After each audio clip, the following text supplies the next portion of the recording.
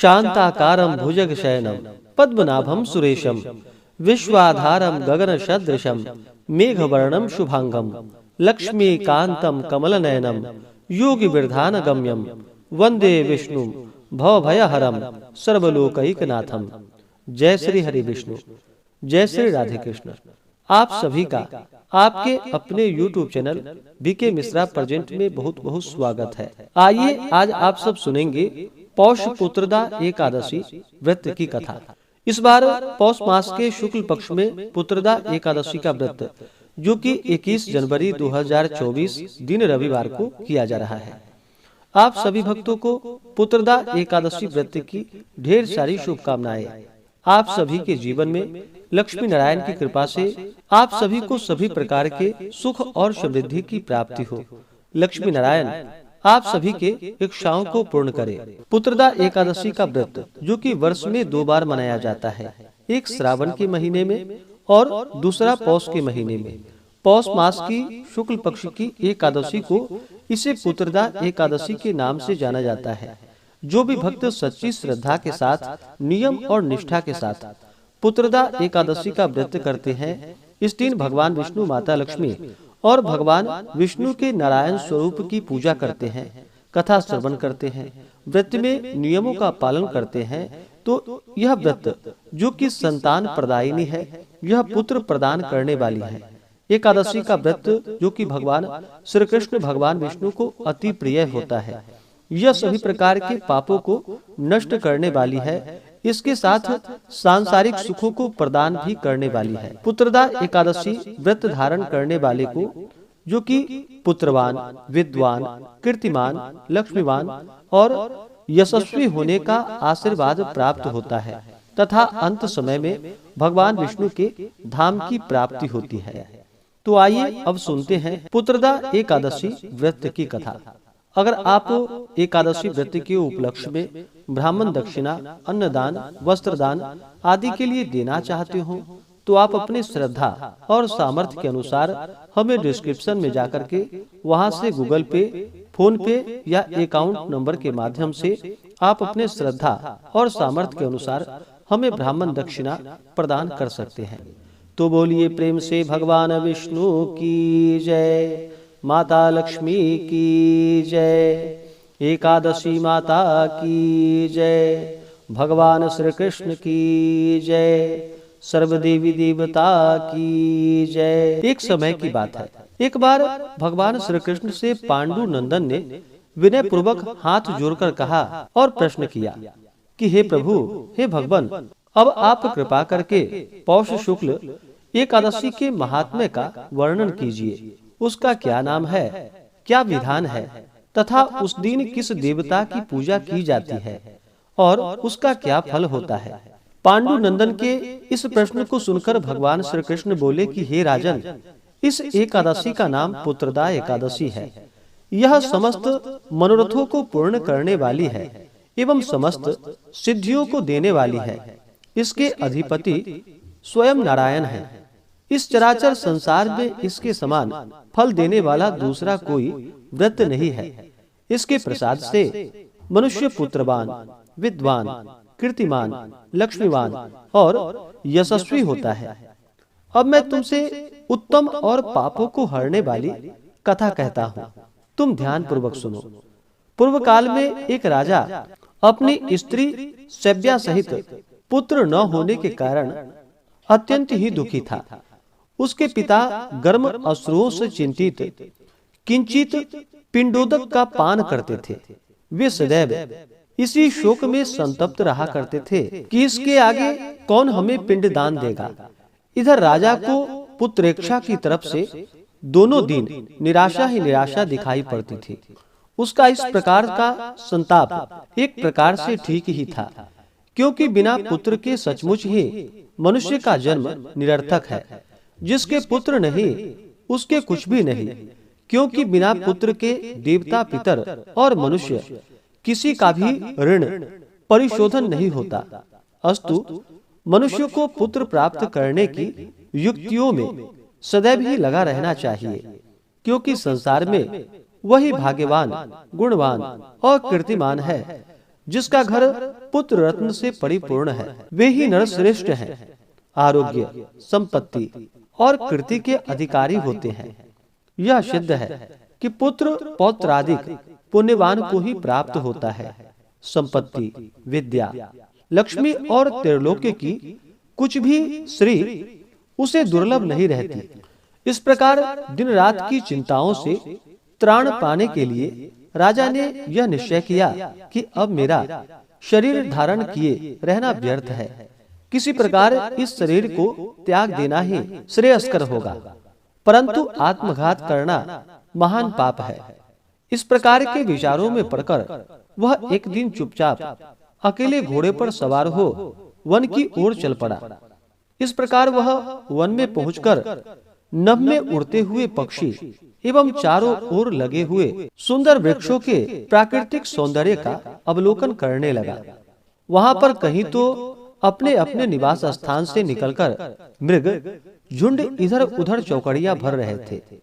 कहीं पर व्याघ्र, वाराह, सिंह, वानर, लीलगाय, शशक, सर्प और जंगली हाथी अपनी हथिनियों के साथ क्रीड़ा कर रहे थे।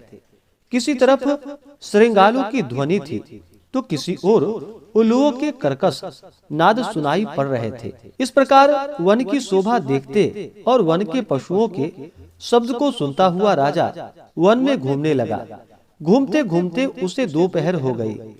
उसे भूख और वियोग ने सताया, परंतु वह आगे की ओर बढ़ता ही गया। आगे चलकर उसने देखा कि एक अत्यंत सुंदर सरोवर है, जिसके किनारे अत्यंत सुंदर, मनोहर और दिव्य रूप वाले नाना प्रकार के पक्षी, सारस, हंस और मोर चकोर चारों ओर घूम रहे थे। और बहुत से ऋषि मुनि वहां पूजन और ध्यान में मग्न हैं। वहां प्रवेश करते ही राजा के दक्षिण नेत्र और बाहु फड़कने लगे और मन में एक प्रकार का उत्साह सा प्रतीत हुआ। राजा ने घोड़े से उतरकर घोड़े को एक वृक्ष के सहारे बांध दिया और ऋषि मुनियों के पास जा उनको अलग अलग प्रदक्षिणा और प्रणाम इत्यादि किया। राजा का सुंदर वेश और सुंदर स्वभाव देखकर एक ऋषि ने कहा, क्या इच्छा है, क्या काम है और क्या विचार है? ऋषियों की ऐसी वाणी को सुनकर राजा ने कहा कि हे भगवान, आप लोग कौन हैं? यहाँ पर क्यों आए हैं और क्या कर रहे हैं? एक महर्षि बोले कि हे राजन, हम लोग विश्वदेव हैं और आज पौष शुक्ल की पुत्रदा नाम की एकादशी का व्रत है, सो हम इस सरोवर में स्नान करने आए हैं। हमने अपना संपूर्ण हाल बतला दिया, अब आप कहिए। राजा बोला कि हे भगवान, मैं भी एक निःसंतान और अभागा मनुष्य हूँ और पुत्र की इच्छा रखता हूँ। यदि आप लोग मुझे किसी प्रकार भी एक पुत्र दें तो मैं अपने को धन्य मानकर जन्म जन्म के लिए आपका ऋणी हो जाऊंगा। ऋषियों ने कहा कि हे राजन, आज पुत्रदा एकादशी है। इसका व्रत अत्यंत उत्तम और निःसंदेह पुत्र देने वाला है। आप नियम पूर्वक एकादशी का व्रत धारण कीजिए। निःसंदेह एकादशी के पुण्य फल एवं हमारे वचनों के प्रभाव से तुम्हें पुत्र होगा। ऋषियों की ऐसी वाणी सुनकर राजा अत्यंत प्रसन्न हुआ और उनके बताए हुए विधि विधान से एकादशी का व्रत कर द्वादशी को पारण कर ऋषियों से विदा हो अपने भवन में आया। परमात्मा के अनुग्रह एवं एकादशी के पुण्य प्रभाव से तथा ऋषियों के आशीर्वाद से राजा की रानी ने गर्भ धारण किया और यथा समय सुंदर, स्वरूपवान, तेजवान और भाग्यवान पुत्र उत्पन्न किया। राजपुत्र अत्यंत शीघ्रता पूर्वक बढ़ने लगा और शीघ्र ही बड़े हो पितृ सेवा तथा अपनी प्रजा की सेवा भी करने लगा। इतनी कथा कहकर भगवान श्री कृष्ण ने कहा कि हे राजन, इस एकादशी का व्रत जो लोग करते हैं उनको अवश्य ही पुत्र की प्राप्ति होती है और वे इस लोक में नाना प्रकार के सुखों का उपभोग कर अंतकाल में परम पद को प्राप्त करते हैं। जो लोग इसकी कथा को कहते हैं एवं भक्ति पूर्वक इस कथा को सुनते हैं, उनको सहस्त्रों अश्वमेध यज्ञ करने का पुण्य फल प्राप्त होता है। तो बोलिए प्रेम से भगवान विष्णु की जय, माता लक्ष्मी की जय। एकादशी माता की जय। भगवान श्री कृष्ण की जय। सर्वदेवी देवता की जय। तो आइए जानते हैं पौष मास की पुत्रदा एकादशी व्रत के शुभ मुहूर्त के बारे में। पौष मास शुक्ल पक्ष पुत्रदा एकादशी तिथि प्रारंभ समय 20 जनवरी 2024 दिन शनिवार शाम 7:29 और एकादशी तिथि की जो समाप्ति है वह 21 जनवरी 2024 दिन रविवार को शाम 7:29 पे। तो हमें शुद्ध रूप से सूर्योदय व्यापनी के अनुसार जो एकादशी व्रत के लिए समय प्राप्त हो रहा है वह समय सभी 21 जनवरी 2024 दिन रविवार को व्रत को धारण करेंगे और द्वादशी तिथि की जो समाप्ति है वह 22 जनवरी 2024 दिन सोमवार को शाम 7:54 पे द्वादशी तिथि की समाप्ति है। इस व्रत का पारण जो कि 22 जनवरी को किया जाएगा। एकादशी व्रत का पारण जो कि हरिवासर समाप्त होने के बाद किया जाता है। हरिवासर का समय द्वादशी तिथि का पहला चौथाई हिस्सा हरिवासर का होता है, उसे छोड़ करके व्रत का पारण करना चाहिए। तो इस बार पुत्रदा एकादशी व्रत का पारण जो कि 22 जनवरी को किया जाएगा। पारण का समय सुबह 7:14 से सुबह 9:21 तक व्रत का पारण किया जाएगा। पुत्रदा एकादशी व्रत का पारण जो कि गोमयेन पारणम यानी कि गाय के गोबर से व्रत का पारण है। यह संभव ना हो पाए तो आप तुलसी दल, जल या फल से व्रत का पारण करें। 21 जनवरी को जो सूर्योदय का समय है वह समय सुबह 6:44 और सूर्यास्त शाम 5:33। राहु काल का जो समय होगा वह समय शाम 4:12 से शाम 5:33 तक होगा और 22 दिसंबर को राहु काल सुबह 8:05 से सुबह 9:27 तक होगा। राहु काल समय के दौरान कोई भी शुभ कार्य या नया कार्य, पूजन आदि का कार्य नहीं करना चाहिए।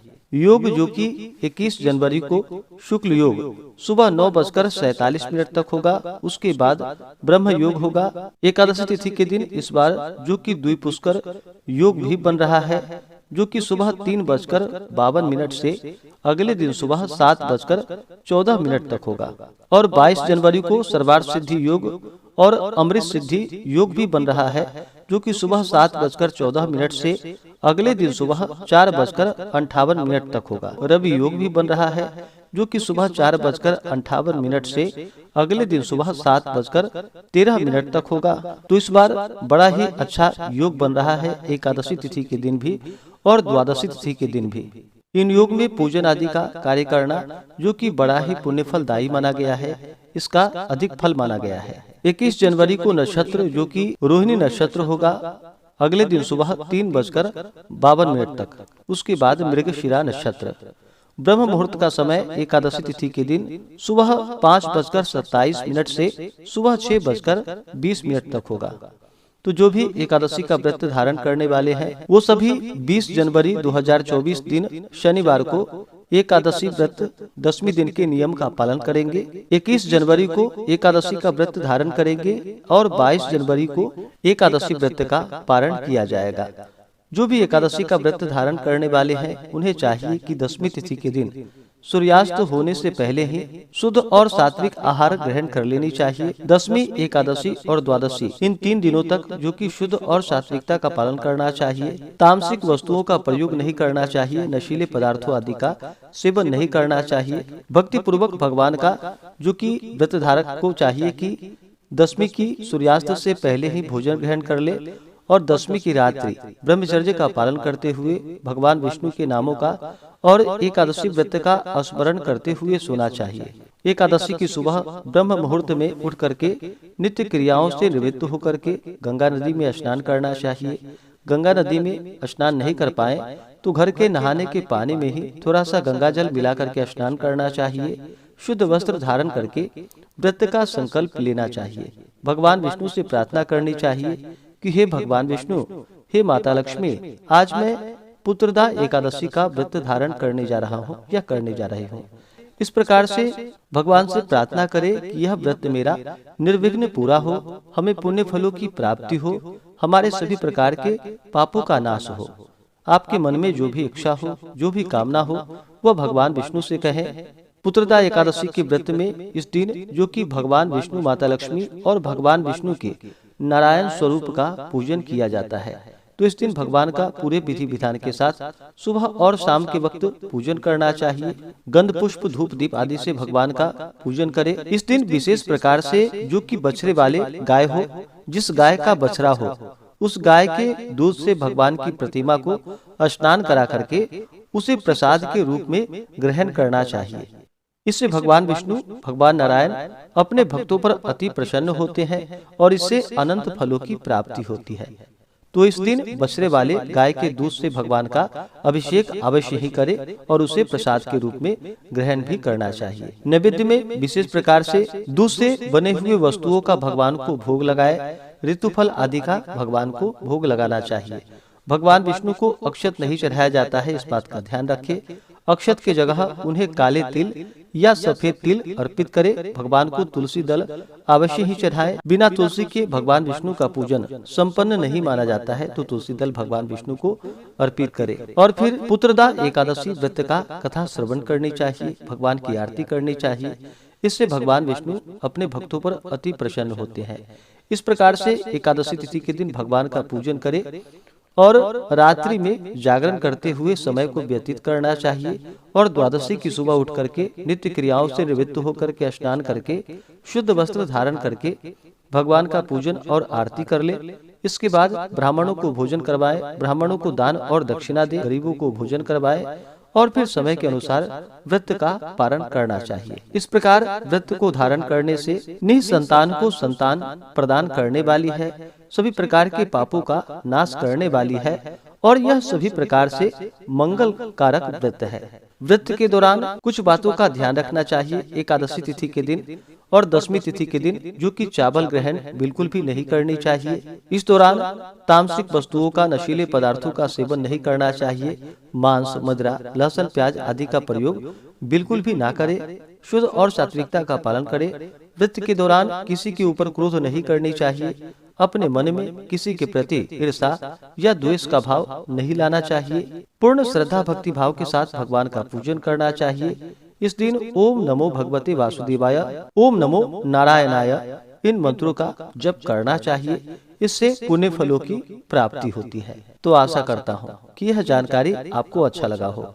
ऐसे ही ज्ञानवर्धक जानकारियाँ प्राप्त करने के लिए चैनल पे अगर आप पहली बार आए हैं तो चैनल को लाल बटन दबा करके सब्सक्राइब करें, साथ में बेल आइकन घंटी को दबाएं ताकि आने वाली वीडियो का नोटिफिकेशन आपको समय से मिलता रहे। वीडियो को लाइक करें, शेयर करें। सुखी रहें और स्वस्थ रहें। जय श्री राधे कृष्ण। धन्यवाद।